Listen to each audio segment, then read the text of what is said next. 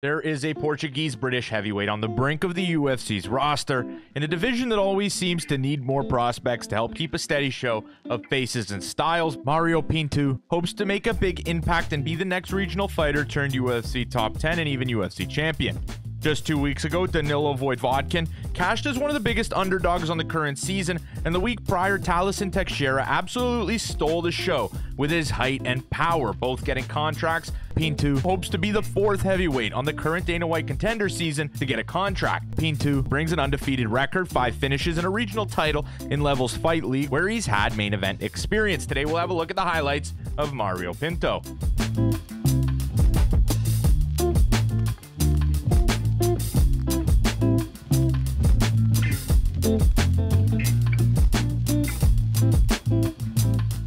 Between both Mario's amateur career and pro fights, he actually has competed in 14 bouts and suffered a single loss in his last amateur fight. He started in amateur MMA all the way back in 2018 and came out on fire. He finished 5 straight opponents, including a 14-second TKO, had an amateur championship in WCMMA. Mario, though born in Portugal, is a proud British fighter who actively wants to help build the sport in the UK.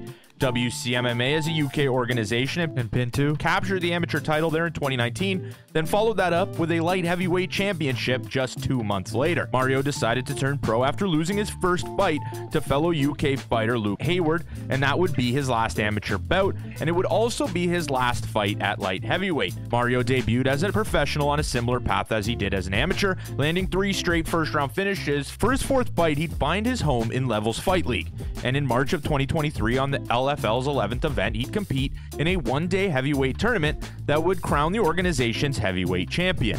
He'd TKO his opponent in the opening round, landing a massive right hand that put his opponent on the back foot up against the fence, and then landing a huge left hook that would put the lights out. Then take a decision in an altered 2-minute 3-round format in what was honestly a pretty flawless performance, really struggling at no point in the contest. And in the finals, he'd meet 5-1 Polish opponent Moreno Kakapor. In the closest fight of the Grand Prix, Mario would ultimately be successful in winning both the Grand Prix and the LFL Heavyweight Championship, a title that he would not relinquish in the entirety of his career. He'd defend the belt twice, first an opponent out of Bosnia who was massive, but known more for his jiu-jitsu. Pinto would have a scare being dropped on the opponent's blitz in the first round, but he would rally back for a second-round ground-and-pound finish.